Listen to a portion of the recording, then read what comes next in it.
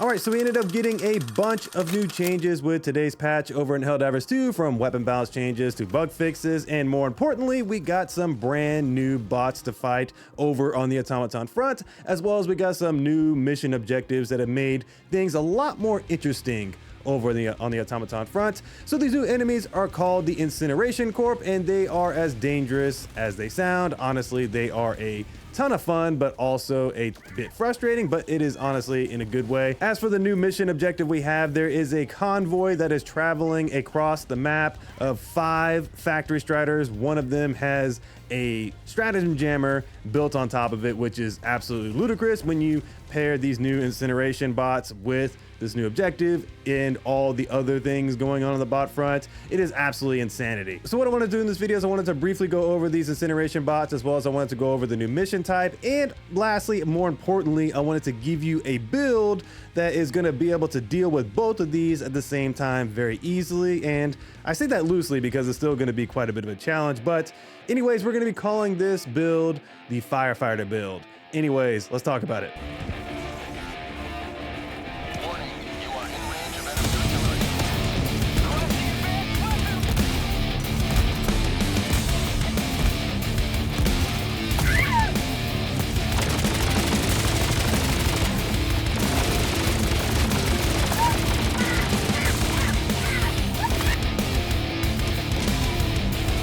Alright, so for the new Incineration Corp bots, we have 4 different variants. We have the Incinerary MG Devastators, the Pyro Troopers, the Conflagration Devastators, and I probably said that wrong, so you can make fun of me in the comments, as well as the Hulk Firebomber.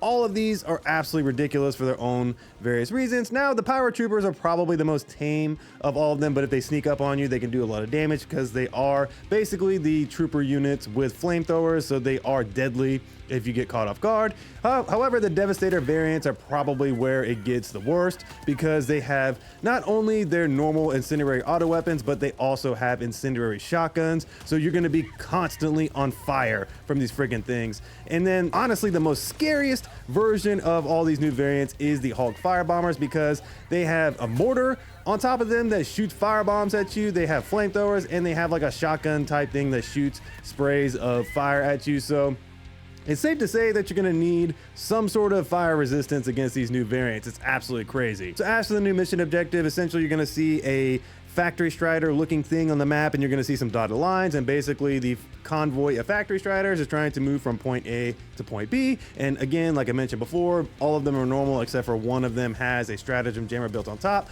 The stratagem jammer is not like the normal stratagem jammers that we have on the bot front, except it does actually jam up Eagle airstrikes or Eagle strikes, so you got to be careful of that. But what it does instead for the other stratagems is it will mix them up, similar to what we got on the Illuminate front, so you actually have some different stratagem inputs. So there's something to keep in mind. So in general, it's not super difficult because you can actually set up ambushes if you are smart enough and your team is good enough to set up an ambush and take these out quickly, especially with some certain stratagems. But it is quite crazy if you spawn next to it, or it's just your team is not very coordinated with trying to deal with them, because dealing with 5 factory striders plus all the incineration units plus all the regular bot units on the map all at once is very chaotic if you don't handle the situation very well. All right, so now that we got that out of the way, we're going to jump into the build, because this build is going to cover all the bases on how to handle both the incineration bots and the convoy missions in the absolute worst case scenario. And honestly, this build made it a lot more easy once I ended up using it. All right, so jumping into our armor passive, we're going to be running the Inflammable armor passive. It is a no-brainer that we're going to be running fire resistance, because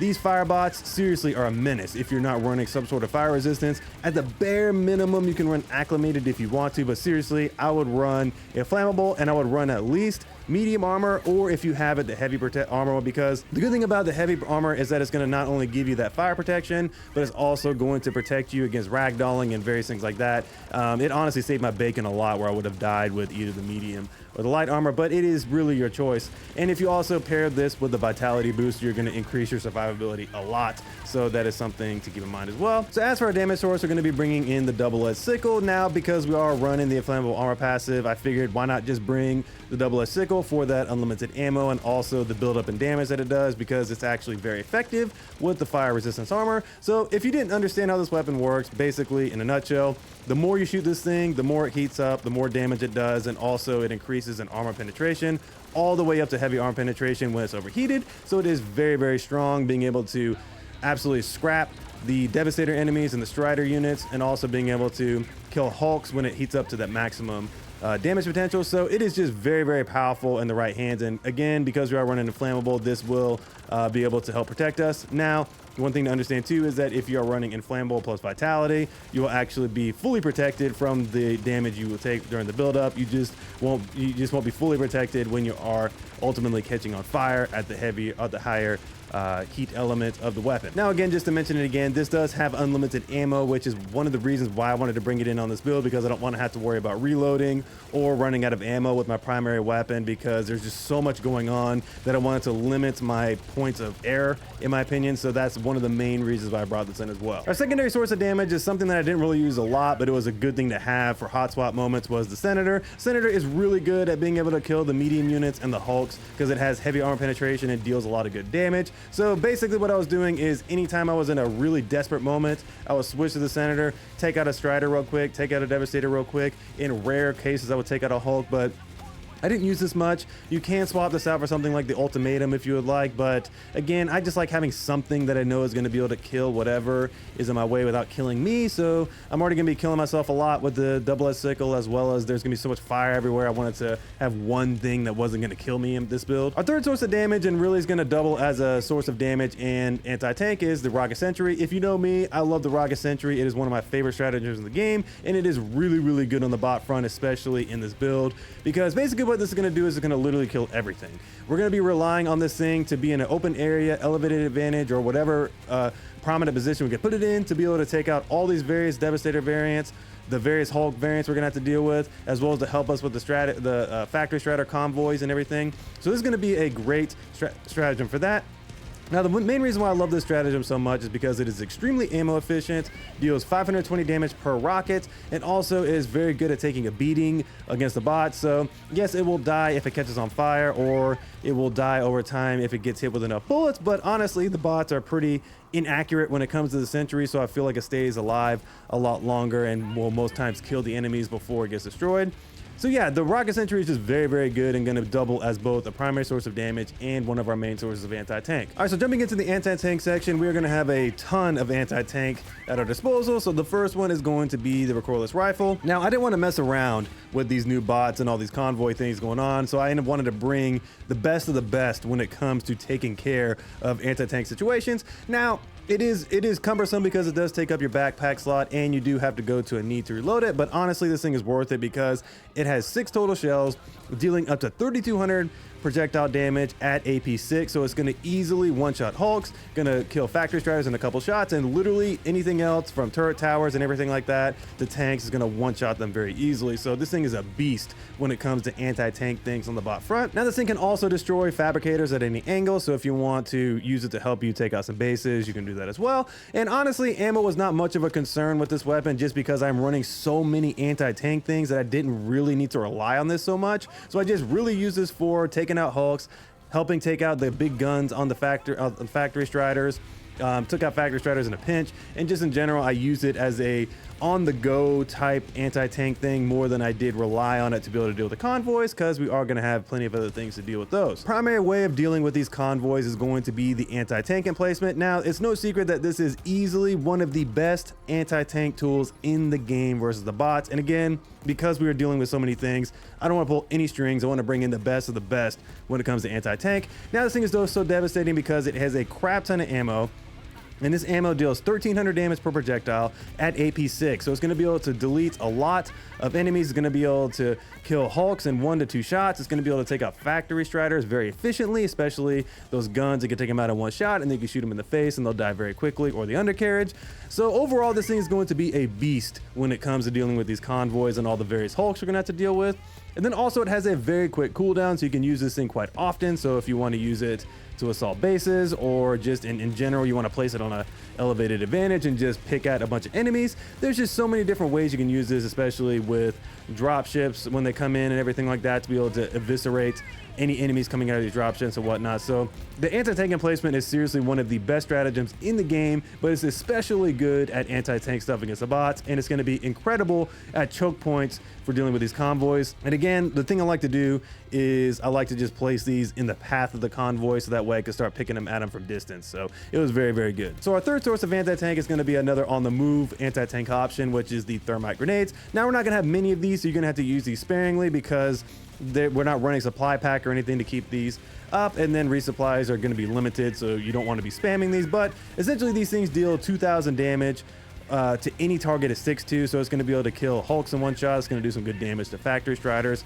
and then more importantly, it's going to be able to help us deal with the fabricators. So if you're running through a base, you can throw these on a couple of fabricators, destroy them very quickly, and then again, this is going to be something we can use against the hulks in situations where we need it, on top of the Recoilless. So it's just a very good in a pinch anti-tank thing that I really did use quite a bit, and I felt like it worked very well in this build. So for clearing out bases, we're going to bring in the Walking Barrage. Now the Walking Barrage is an incredible orbital stratagem. In my opinion, is quite a bit better than both the 380 and the 120. Now the advantage of the 120 is obviously the cooldown, but this one has a really good cooldown at 200 to 5 seconds with the ship upgrade, so you're going to be able to use this quite a bit. Now the awesome thing about the Walking Barrage, and the reason why I like it so much, is because the path at which it goes is much more predictable when compared to the 380, and when compared to the 120 on a lesser degree, because the 120 is a little bit tighter for spread, but definitely against the 380. So the way the Walking Barrage works is it's going to go in a straight line and have staggered salvos everywhere, destroying anything in its path. It's going to be great for assaulting the fortresses or the large bases, as well as it's going to be great for attacking those convoys as well. So it's going to be really, really good, and it's going to come back a lot, so you're going to be able to use this quite a bit. So again, the Walking Barrage is going to be absolutely fantastic for being able to deal with many different situations. All right, so I wanted to give you, as always, my final thoughts and just some overall suggestions for gameplay when you're actually playing with this build. So honestly, I built this build primarily because I wanted to get shit done. I didn't want to play around with these bots. I wanted to eliminate all of these anti-tank situations because there's a lot of things going on, and the last thing I want to do is be playing with my food. So I wanted to literally bring in the best of the best at just deleting things. So that's why I brought things like the double-edged sickle. That's why I brought the rocket sentry. That's why I bought all the things like the Recoilless, the anti-tank emplacement. Just in general, I wanted the things that were just going to get it done, and I don't want to mess around with all these incendiary bots and these damn convoys. So that's why I ended up going this way with this build. So the biggest piece of advice I can give you when fighting all of these guys is just to stay calm, because there's going to be a lot going on when compared to normal bot encounters, because the incineration bots are so much more aggressive, in my opinion, than the other ones, especially those incineration hulks. My goodness, they are freaking aggressive. They're shooting mortars at you while they're running at you. They're firing flamethrowers at you. You just need to stay calm, throw a thermite on them if they get too aggressive, or hit them with a Recoilless or anything like that. Just stay calm. And then more importantly, you got to just delete these things as quickly as possible. Use your double edge to really take out all these Devastator units. You're going to be able to take them out very quickly. So yeah, just in general, stay calm, focus on prioritizing the elites, then jump on to those Devastator units and everything like that, and you're going to be actually going through it a lot easier than you think. So again, with the double-edged sickle, the biggest thing about it is that the heavier the armor you're running in terms of the inflammable passive armor, the less damage you're going to take. And then on top of that, if you pair that with the vitality booster, you're going to basically be taking no damage during the build-up phase of this weapon. So it's very good for that. And then when you do catch on fire, ultimately you won't take as much damage. But again, inflammable plus vitality is going to save your bacon, not only from your own damage from the DES, but you're also going to take significantly less damage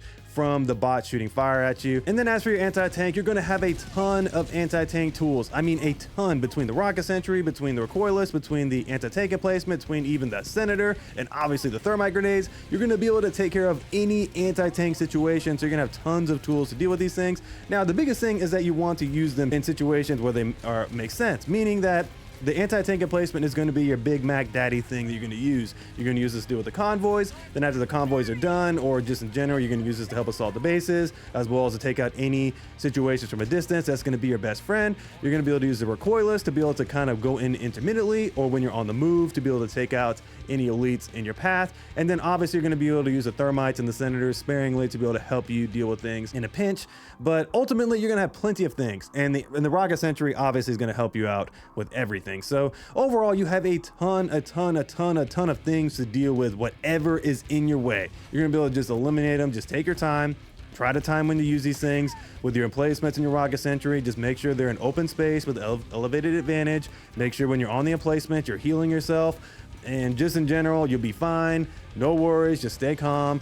Don't over spam your stims, because I know it's going to be tempting when you're constantly on fire and you're taking bullets, but just stay calm. It'll be okay. You've got plenty of tools to take care of these bots. Anyways, guys, that's my full firefighter build for these new incineration automatons, as well as these new convoy objectives. What did you guys think about this build below? And let me know what build you guys are creating for facing this new automaton threat. Anyways, guys, I'll catch you guys in the next video. Peace.